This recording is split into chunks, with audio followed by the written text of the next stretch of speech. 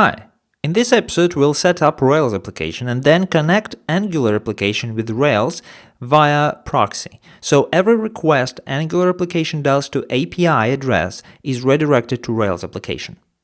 Okay, so first, of course, you need Ruby installed. So I have Ruby 2.1 installed, and you can install it via RBM, FarVM, or any other Ruby version manager you use. And also we need, of course, to install Rails. So we do it with gem install Rails. And I've already installed it, and I have Rails version 4.02.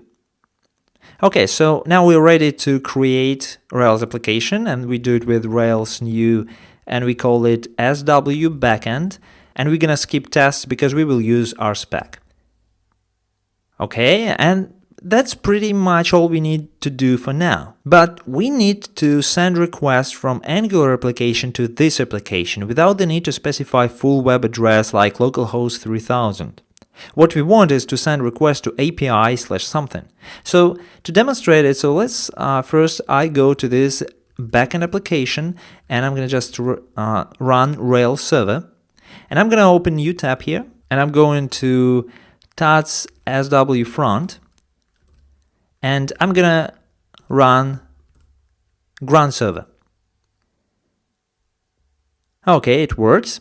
So now in text editor, let's go to tats and to our front application, and I want to open in app scripts controllers main controller right here. I will make Ajax request. So I will do something like this: resource to API, for example Ajax, and then I want to query it.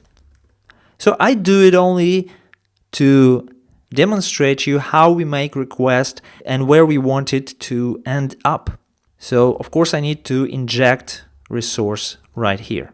So what we're doing here is just specifying resource to point to API/Ajax, and then we query it. So we want this API, so every time when we have request to API something, this particular request redirected to Rails application. So if we now go to browser and open console here, you will see that we have this request and we cannot get API Ajax because we make this request right here at the localhost 9000 instead of Rails application.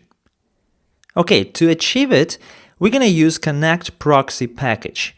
And here it is, grunt connect proxy. So as we saw in previous episode, when we want to have some development dependencies, we go to package.json. So let's open package.json file, and somewhere here, it doesn't matter where, let's add grunt connect proxy, and we take the latest version. Let's save it. Now we go to terminal, and right here to install it we do npm install and hit enter, and that will download and install grunt connect proxy. Excellent.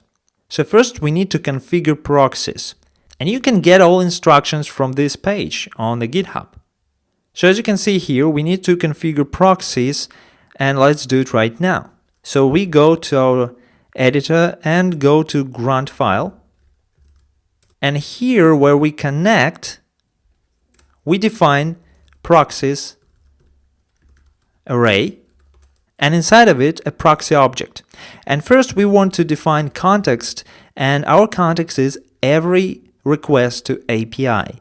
Then when we have this context, we want to redirect it to localhost, and port is 3000. So that's where our Rails application is. So next we need to add middleware for leave reloading. And if we go to GitHub page and scroll down, you will see here with leave reload we have in options this middleware method. So let's just copy and paste it in here. Under options we paste this middleware, and let's save it. So the last thing is to run configure proxy task. So let's go to the bottom of this file, and here where we have this register task serve, we have task run, And right here, before we connect in to leave reload, let's add configure proxies server task, like this. And also we can of course add it to our tests. Okay, so let's save it. And now let's try it out. I go back to terminal and I run grunt serve. And I have an error in grunt file, so let's have a look. It's right here. I forgot to add comma here. So let's try it again.